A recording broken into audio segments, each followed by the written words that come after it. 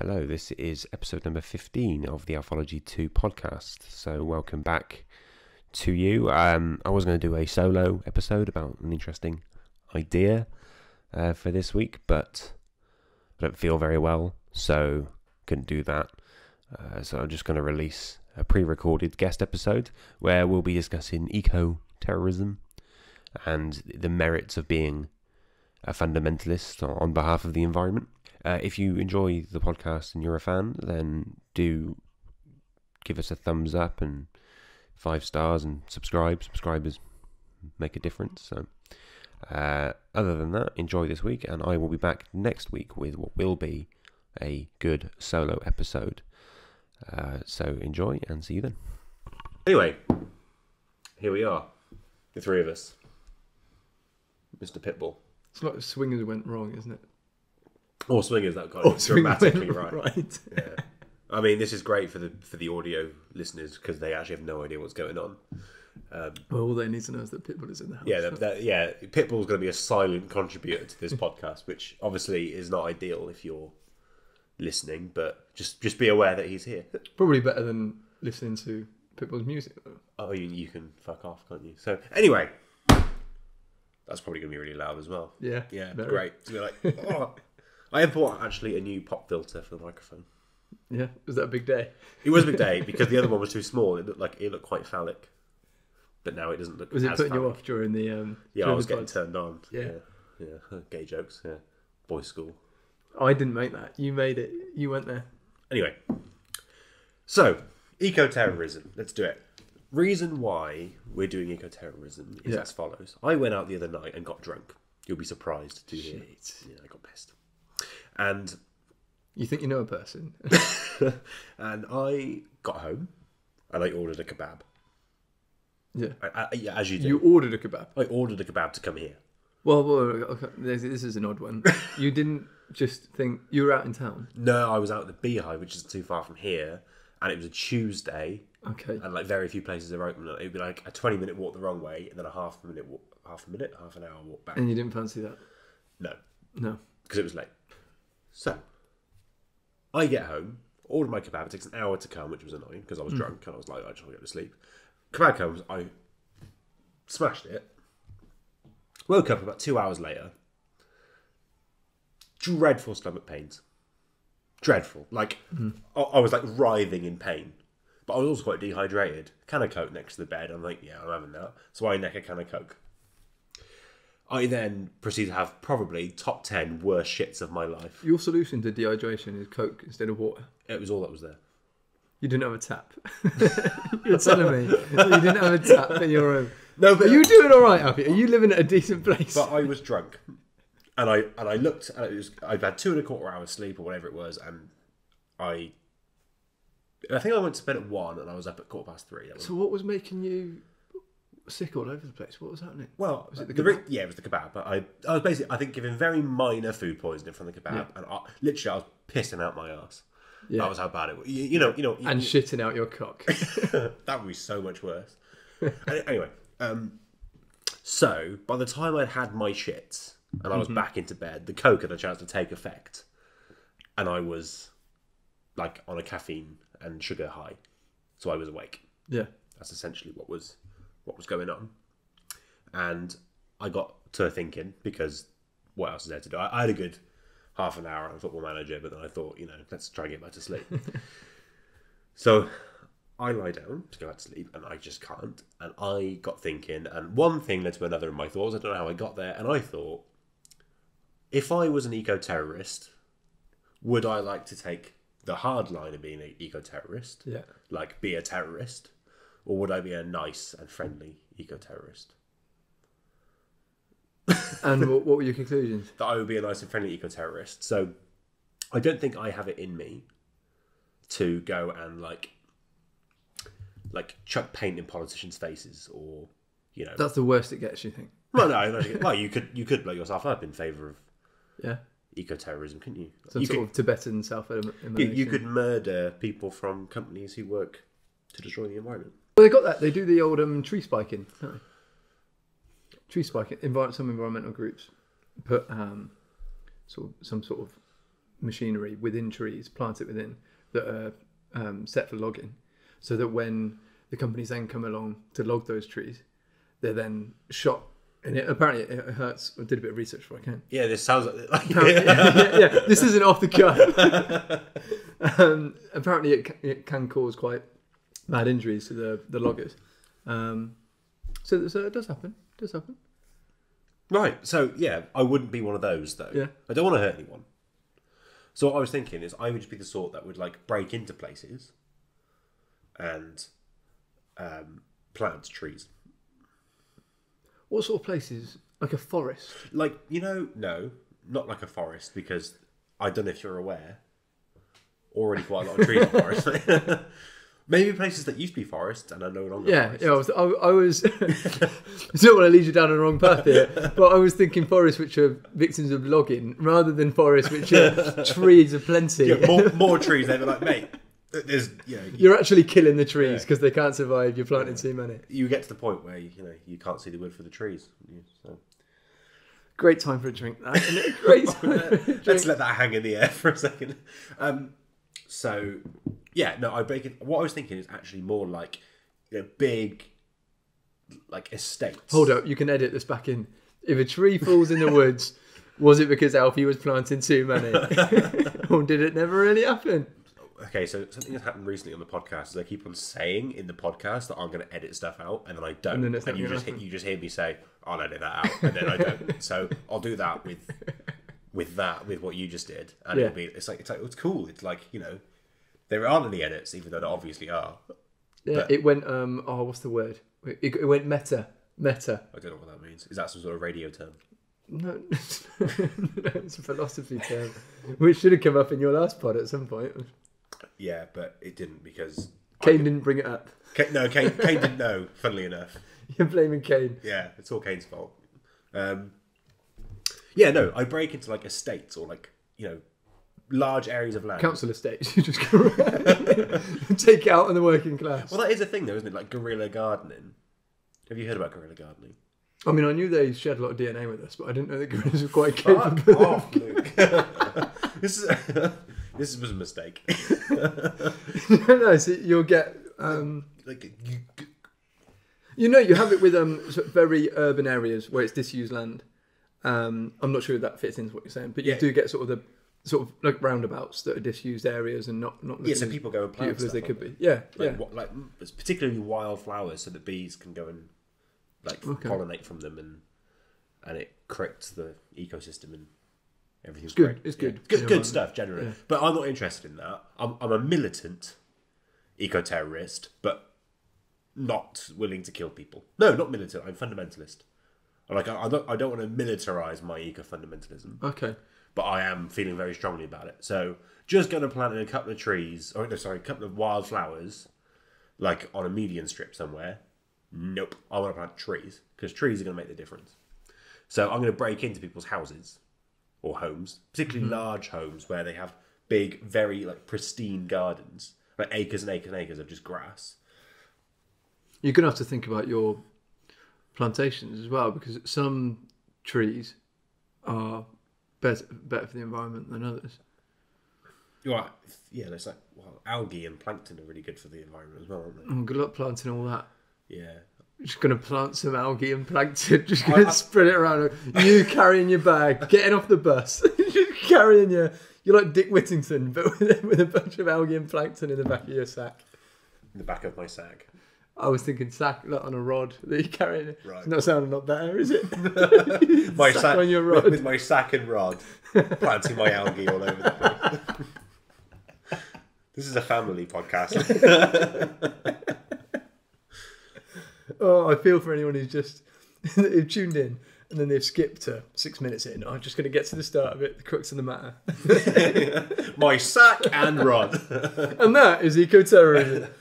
No, it's not eco-terrorism. So you gave this thought that you would decide. Do you actually have an inclination towards this or not? No. Okay. I wouldn't. It's the sort of thing. It's a nice idea, but when it actually came down to it, I had to break into someone's house and plant a tree. First of all, fuck all about planting trees. Do you just put a seed in the ground? That seems too easy. It does a sprinkling of water. But you just chuck an apple in there, it will grow. That's not how it works, is it? Nature, isn't it? Yeah, nature. Yeah, it'd be fine. That's what I've heard. I find the militants quite interesting. So I was reading up before I came, and you've got a group called the Earth Liberation Front, who are That's known... the original. Yeah, ELF. Or ELF. Which would have been a very different movie, wouldn't it? Alfology. Oh, that's the name of this one. Right, that. No, it's actually not, because literally people will be looking at it thinking, yeah, it's going to be about elves. And it's not. It's about the Earth Liberation Front. Especially come Christmas time, when they've been watching their... Yeah, because I'm sure this podcast will still be getting listened at Christmas. So, oh. Well, I find them quite interesting because they're known as militant arsonists. Which to me, if you're in favour of environmentalism and your solution to that is militant arson, to me sounds a little bit like you get those say no to animal testing bags. You see them around, people carrying them. Yeah. If they were made out of dolphin arteries or something. Yeah. There seems to be a bit of a contradiction, no? That if your solution to environmentalism is burning a load of shit up. Yeah, so you think we should reuse body parts to make the bags? No. I'm saying the comparison is that if you've got these militant environmentalists going around and burning shit up, that doesn't really seem to fit their ends, does it? Burning seems stuff. a weird approach to take. It doesn't really fit. Burning stuff doing and the exact clean air, opposite of what they're not what you professing. want. It would be like if you've got these animal testing bags going around and they were made out of dolphin fins or something. Yes, no, I see. Yeah, that makes the a parallel. lot more sense than what I was thinking. Well, you led so that we should use body parts. You'll get a lot of your mind at the minute. No, what? So I think there's a natural limitation that you can have as an environmental militant.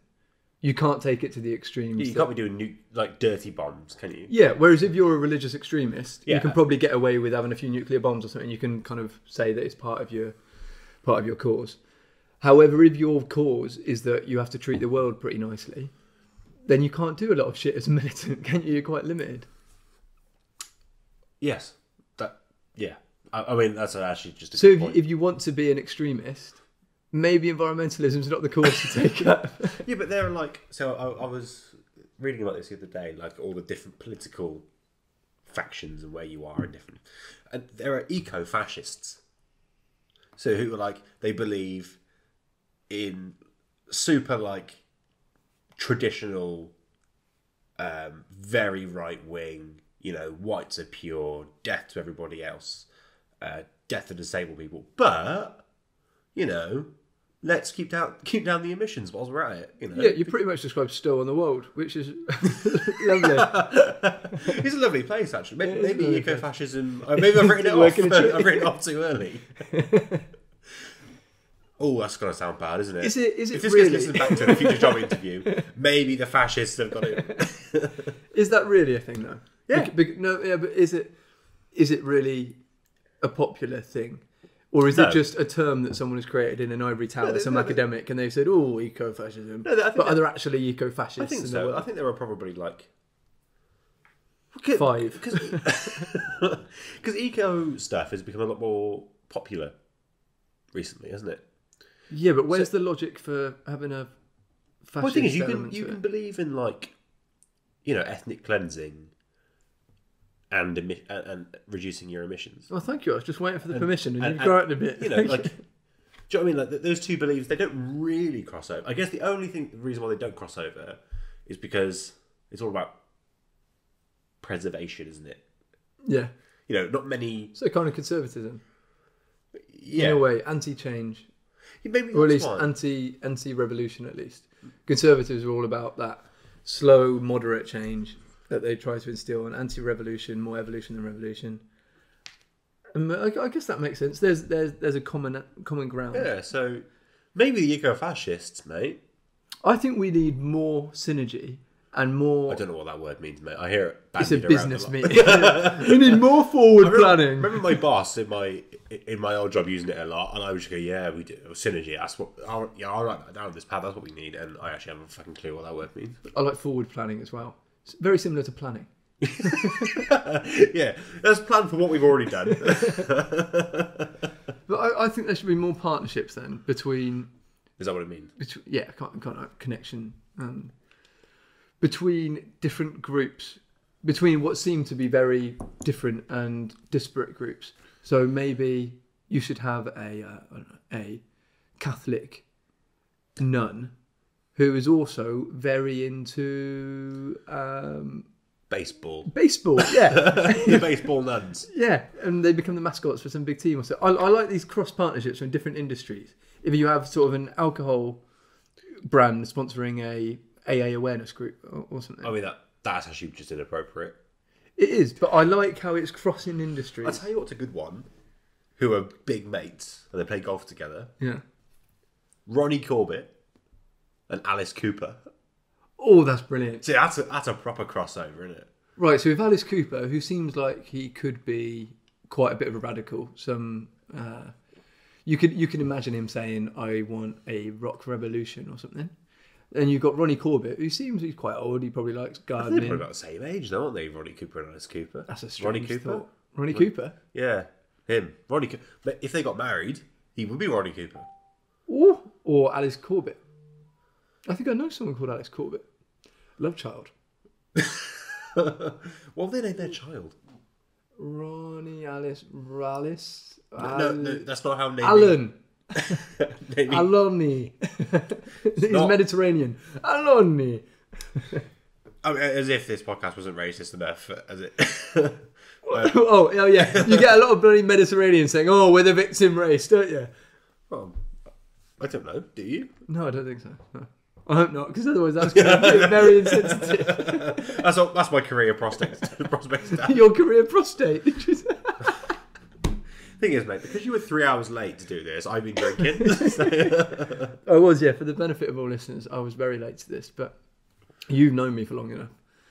Well, the thing is, that you should have realised when I would be late. Arranged it for an hour before I actually wanted you to be here. Before the football started at 5:30. Yeah. I thought, that gives them an hour's leeway to be late. Mm-hmm. But again, yeah. But I reckon you've looked at that and gone, I know what he's doing there. Fuck him. 3 hours late. 2 hours after the time I want him to be there, I'll be. So you missed. My brother does that. He will tell me 2 hours in advance of the time that I actually need to be there. But then, like you say, you begin to realise that they're doing that, and then it doesn't work so well. Yeah, as a sort of experience to being late.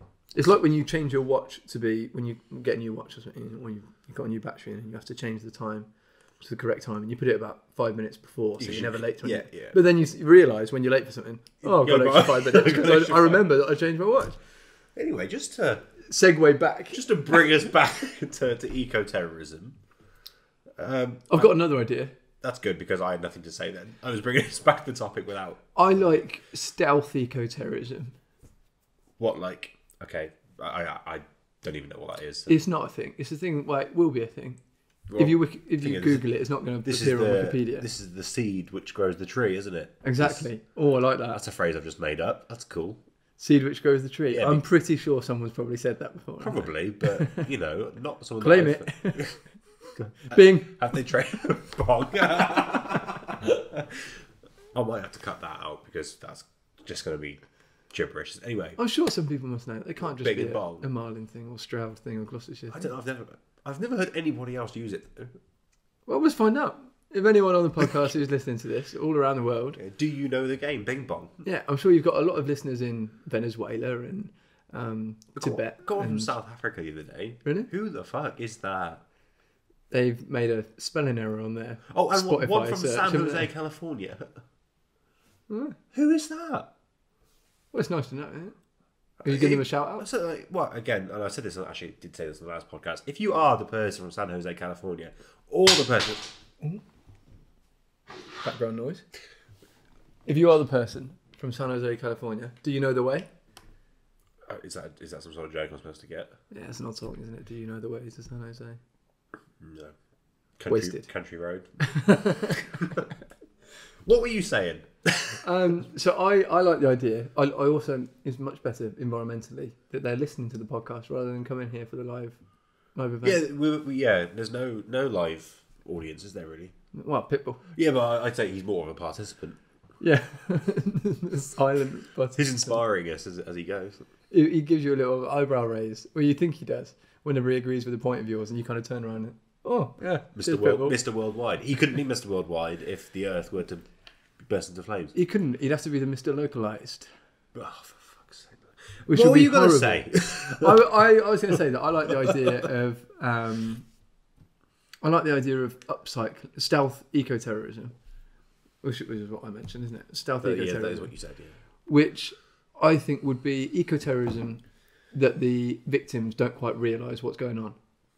So, for example, if you had a burns victim who worked for Shell or BP or someone that probably eco-terrorists would not like, Yeah. then you give them your ball sack as a transplant, and then they get that strapped on their face for the rest of their life, and they're not quite aware, perhaps, maybe until 5 years down the line, that their doctor or the eco-terrorist tells them, by the way, that scrape of ball sack on your face that has covered a horrific burns injury is, and it's upcycling as well, because you could do it from, maybe not a ball sack, maybe a circumcision tip, which could be upcycled rather than getting chucked in the bin, or just one very well endowed person. Simon, if you're listening. I mean, that's fucking. See, this is what I keep mentioning stuff like in which jokes, they won't understand. Which people from San Jose, California. We have a friend called Simon who has an abnormally large foreskin. I'm sure he won't mind us saying. It balances out though, doesn't it? Why does it balance out? Because I haven't got one. You haven't got one. What did you do with yours? Lost it. I've been looking forever. Do they let you take it home if you want? You said, I want it. I did ask about this, but I was very high under general anaesthetic when I came out, and they didn't take me seriously. I had asked beforehand. I want to turn that into what if I'm a burns victim? Well, exactly. And then if you want to give it to someone who's working for Shell, BP, whoever it might be, ExxonMobil, and then you've recycled material, good for the environment, and you've also really pissed off someone who's working for one of these big companies, and you can probably make a good media story out of it, can't you? Sell that to the papers. Imagine that on Sun, page 4, and it's saying... I mean, that is very stealthy. Sounds like a Channel 5 documentary waiting to happen. So your extreme stealth of eco-terrorism is I'm going to cut the end of my cock off and give it to somebody who's burned themselves. Yeah, some of us are committed to the cause, some of us aren't. Well, the thing is, mate, you couldn't do that if you wanted to. Your foreskin is gone. You don't grow another one. We talk about offending marginalised communities. Jesus Christ, Sal. How bad does that make me feel? Mate, you couldn't even be an eco-terrorist if you wanted to. you could harvest your scrotum. Harvest it. Get a combine harvester down there. Jesus, that's going to hurt, isn't it? Yeah. Whole new meaning of getting ploughed. It's not going to be pretty, is it? Prettier than it is at the moment. I actually got waxed recently, which you're well aware of. Yeah, I saw your arsehole, mate. Yeah, you waxed your arsehole. I didn't wax it. Who waxed it? I'm not filthy. That was horrible. But I have shown that picture to a lot of people since. I know, because Angus mentioned to me just yesterday how he'd seen a picture of my arsehole. Yeah, good and time. I said to him, who was it? And he said, Alf. Yeah. Well, the thing is, you didn't send it with any context. You just sent me a picture of your arsehole. So I flipped my phone open to see a picture of your arsehole. I had a quick wank, and then... They usually are quick. Hit where it hurts. And yeah, that was there. Yeah. I mean, but how is that helping the environment? My arsehole, I don't think particularly helps the environment, unless hairs can be planted or something, because that uses about 47 wax strips. So if there's a good way to kind of... if there's a good way to That's horrible. reinvest that in the environment. Right, so... It doesn't just have to be burns victims, because maybe they're victims and maybe they shouldn't really be the ones at Shell and BP. You could go for all the people at Shell and BP. Why are we only going for the burns victims? It seems a bit unfair. So instead you could make it so that, I don't know, you're selling... And this really does require a large-scale conspiracy amongst different vendors of wallets. But I'm thinking that you could sell wallets and it would be faux leather, but that faux leather would actually be bullskin, for example. Because it's tough. It's material. really tough material, reusable. So when people die, you can sign up and say, "Hey, when I die, it'll be an opt-out system so that everybody takes part on the NHS. Everybody would carry around their ball sack donation card. Well, it goes for all the body as well. It's not just ball sacks. Anybody can take part. Yeah, you just tick the box which says, my which ball sack. parts you want. Yeah, and ball sack will be one of those components. You've also got your ears and all the rest of it. And I like how the idea that you could direct each part of your body towards a certain usage once you've died, and you pay money towards that. So that keeps the company going. I want my bollocks to be a wallet. Yeah, so if you want your bollocks to be a wallet, you pay a tenner towards that or something, and that tenner then goes towards the company that funds everything they do. But then do people buy the wallets or do they get them for free? People buy the wallets, and they're specifically sold outside the headquarters of environmentally damaging companies and little pop-up stalls, and they never quite twig that there's something up. This is terrorism, and they're experiencing it right now. And all they're thinking is, this is the best damn wallet I've ever had. It's holding these notes. Doesn't feel like it's been made by a terrorist, and then all of a sudden, when the planet's been saved, you go, fuck you, we saved the planet with our ball sacks. And what you didn't realise is you've been handling my grandfather's balls in your hands for the last however many years. Yeah, which is something we all want to do. And that's the sort of terrorism that I can really get behind. What, ball sack terrorism? Yeah, or as I call it, stealth eco-terrorism. I think you'll probably get a catchy name. I'll think of a catchy name. You can probably think of a catchy name. You're a person. Well, that would actually work. SEC, ball sec, stealth eco-terrorism. SEC. Ball sec. Ball sec. Ball stealth eco-terrorism. You know what? That is actually fucking good. Like, write that down so we don't forget. Like, fuck the podcast.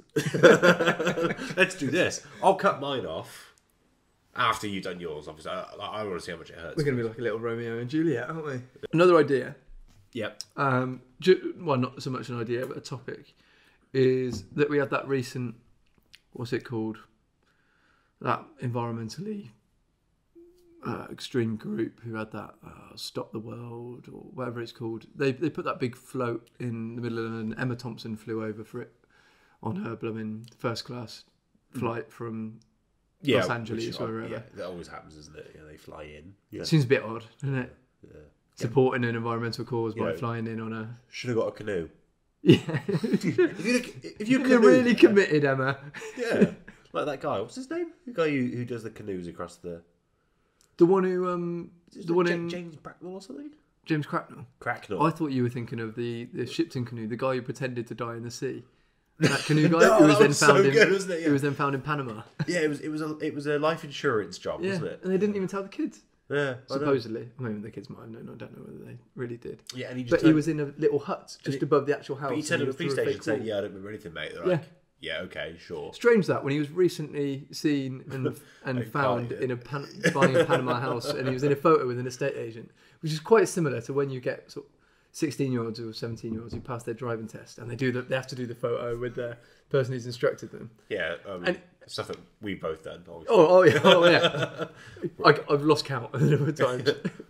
We can drive. Yeah. It's quite similar to that you're buying a house, and then at no point did he think, "Oh, I'm going to have to do this picture where we're buying the house," and it will be put on their sort of media stream so they can sell more houses. Well, how are they going to sell more houses? Well, more people are going to see that photo. Probably not what you want when you're supposedly dead, is it?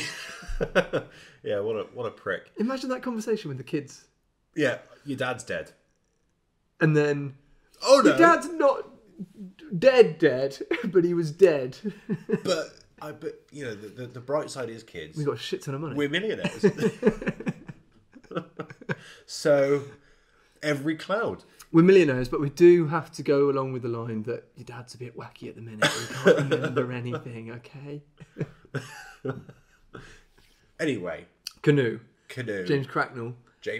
He would have. So James Cracknell, if he was an eco-terrorist, he would have, or at least an eco-supporter, he would have rowed across the Atlantic. Maybe that whole thing was about when he was rowing across the Atlantic. Maybe he is an eco-terrorist, and he just didn't want to get a flight. And he was just on holiday. See, I like the idea, and we mentioned this before, but not on air, that eco-terrorists should... They're given a bad name to eco-terrorists. and that eco-terrorists should actually be people who are destructing the world. So if James Cracknell was going along in his canoe, but just for the fucking fun of it, thought, I'm going to chuck some oil out into the sea, right on top of these blooming dolphins. Seal. I'm going to behead it in the boat. Yeah, okay, so... Grab the seal's back jaw, open it wide open, pour some of that sticky oil down it, just let it gargle. Oh, it's like Listerine soil. It's like Listerine. Feed it a plastic bottle. Yeah. Yeah, they're going to cut you open a few years later. Oh, plastic bottle in there. I like that. They're the proper eco-terrorists of this world, aren't they? Maybe they are anti-eco-terrorists.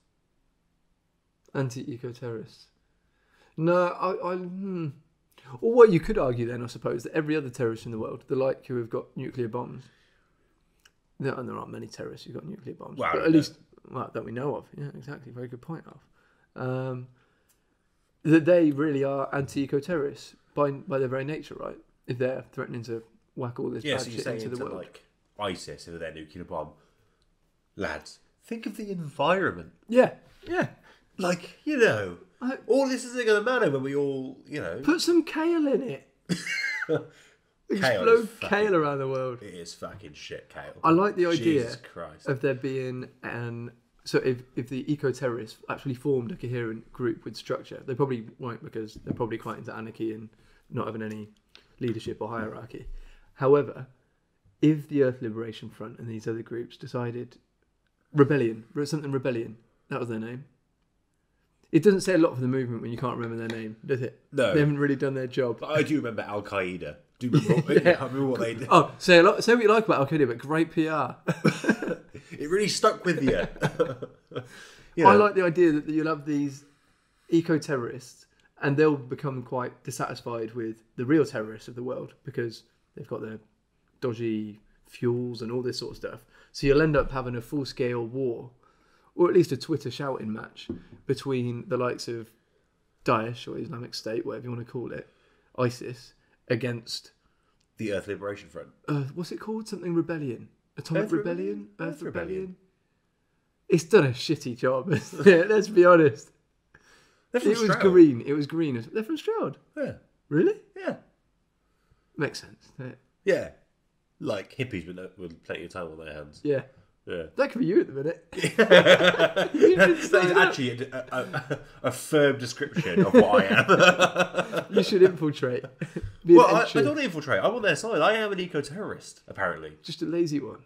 Yeah, lazy eco-terrorist. A lapsed eco-terrorist. A non-participant. Yeah. But I agree.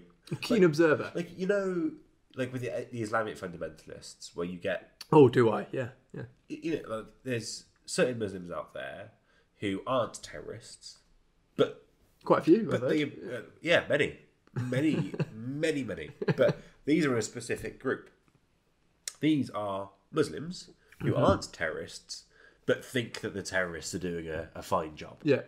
I'm like that, but for the eco-terrorists. I'm like, appreciate what you're doing, guys. Keep it up, but I just can't be bothered. Yeah, so complicit. Yeah, I'm complicit. Or a tacit eco-terrorist. Yeah, when there's an eco-terrorist attack, people are going to be saying, you know, where are you denouncing them? I'm not denouncing them because I actually agree with what they're saying. Like when there's horrors and paedophilia going on in the Catholic Church, all these priests who didn't really say anything bad about it. Yeah. And didn't really stand up. Way to make that dark, but yeah. It's true, isn't it? Yeah, it does. Well, it's like you're one of them. You're not one of them. I'm a paedophile supporting priest. You're the parallel of the paedophile supporting priest. But in terms of actually doing the right thing rather than doing the wrong thing. You know. Well, but then there's a big argument about whether it's the right thing anyway. I mean, I would say that potentially saving the world and bumming kids, I reckon saving the world is probably better. Okay, one might be a... Try and argue that, Luke. Yeah. You dealt me a bad hand, Alf. I wouldn't argue, and I don't think anyone would be surprised to hear that I wouldn't argue that paedophilia, especially within the institution of the Catholic Church and everything, and the kind of the huge scale that it was, I wouldn't argue that that's not an abhorrent thing. Well, good. However, I'm glad you're not. Because there is a however. Take a turn. There is a however. I would argue that the the upshot effects of environmentalism and eco-terrorism can be argued as to whether they're good or not. For example, the arson, is that actually good? No, probably not. And even for environmentalism generally, I mean, there was a research in a research. There was research in I sound like George Bush, no. There was research into how best to combat the problems of environmental degradation over many, many generations. And I think it was this Swedish fella, and they got together basically. Zlatan? It was Zlatan. They got Zlatan and Henrik Larsson together. And John Dahl Thomason. No, he's Danish, wasn't he? Danish, Swedish. One of them. All the same. They got them all together. I think to contribute to the racial problems of this podcast so far. Oh yeah, such a victimised group, the Scandinavians, aren't they? Stop telling us how good we are and our societies are so equal and egalitarian. It really hurts. They are quite racist though, aren't they? Are they? Yeah. There's a lot of white people. There is actually one black person in the whole of Norway, isn't there? Yeah. He's John Carew. He's quite tall. I've heard that he's bigger. He's bigger than me and you, mate. So. And he always scores. One or two, yeah. John Carew. Carew, yeah. But I've got to fucking cut that out. Select audience would appreciate that. But there was this research into how best to navigate environmental degradation and respond to it and stop it. And the research got together a group of Nobel laureates from all around the world, proper clever people, and basically they ranked the best solutions into into 5. And then for each person, and then they calibrated that amongst each Nobel laureate and each professor and each scientist and each industry person to figure out which ones came up most often. So then you can work out which are most likely to be successful. Because by a lot of people, a lot of very clever people and in the know people on these topics, these solutions or potential solutions repeatedly come up. So they're probably most likely to be successful. And what they came up with was that the number 1 was having more intelligent people. So that comes down to more general stuff about having better education across the world, less poverty. Kill stupid people. But their ultimate upshot was have more clever people, and that means that you've got more geniuses, more but not kill stupid Musks, people. more Einsteins, whatever. I don't think that was specifically. Because as an eco-fascist, but they turn my attention to killing stupid people. But they also are quite pro-natalist. So the opposite of these sorts of what's her name, Alexandra Ocasio-Cortez, that AOC, the American congresswoman, who's quite big on the leftist scene and made some quite disparaging comments about giving birth and contributing to a population problem. Someone like Jacob Rees-Mogg, who is a pro-natalist and who's got about 7 kids or something, and doesn't see an environmental problem with having more kids. And these people would, well, it's a separate issue that he. On this topic, at least, I would be more inclined to agree with him that you can't blame the environmental degradation or point to a cause of environmental degradation as being population control and overpopulation, when most estimates predict that population is going to peak out anyway. And the more people you have and the cleverer population you have, you're going to have more potential solutions to environmental problems anyway. I mean, mate, I did make, I guess, I don't know, the exact opposite view on a different podcast. Did you really? Yeah, but you said we should have less kids, fewer kids. Football Manager versus overpopulation. Oh, I watched that one. Yeah, I said that there should be fewer people because you were wrong. It does damage it does damage the environment because more people, more carbon footprint. Yeah, but when you've got more people, you've also got the more potential for geniuses and also that's actually not saying keep people in the current situation and living circumstances that we have at the moment. It's also saying have more people if you need, but have better living circumstances so people are better educated across the world, not dying of starvation and curable diseases, all this sort of stuff. So you're really tapping into the latent potential of all these people all across the world, the whole population, and you'll have more solutions to these problems. I mean, yeah, that is a very intelligent point, Luke. Well, don't tell me that. Tell the Nobel laureates who came up with it. I'm just channeling it through. Yeah, I've also heard this thing about gravity. If you wanna laud me for coming up with that as well, that wasn't my idea. What is that? Is that Einstein's theory of general relativity? Apparently, when things drop, they fall, and apples hit heads. No. Actually, we go towards it. Did you know that? Really? Yeah. Oh, is this all part of alphism? No, it's actually Einstein's theory of general relativity. That was a great idea. You should have spoke to Newton about it. He didn't agree. Yeah, but Newton was wrong. Gravity doesn't actually exist. It's space-time and all that. You create like a dent in space-time. That's great how you can have things named after you, like Newton's, even if you're wrong about shit. So just come out with an outlandish theory, just get enough traction, a bit like Mormonism, basically. And then you get a load of supporters. And even once they've proven you to be wrong, like with Newton, you still get shit named after you. What a great legacy that is. You don't have to be right about anything. Yeah, that is good. Yeah. Why was not... when time travel is possible, which obviously it isn't because otherwise we'd see time travelers, when that happens... Well, they just don't want to come here. Yeah, they're like, fuck that. That was a bad time to be alive. Yeah, you should have heard this podcast. Yeah, you know that podcast, which, you know, is our god now. Yeah, that's our national radio. That's all we play, repeated Alfology podcasts. Did you know the alphabet is in the wrong order? I can't think about any more points on eco-terrorism, to be honest. It's quite a...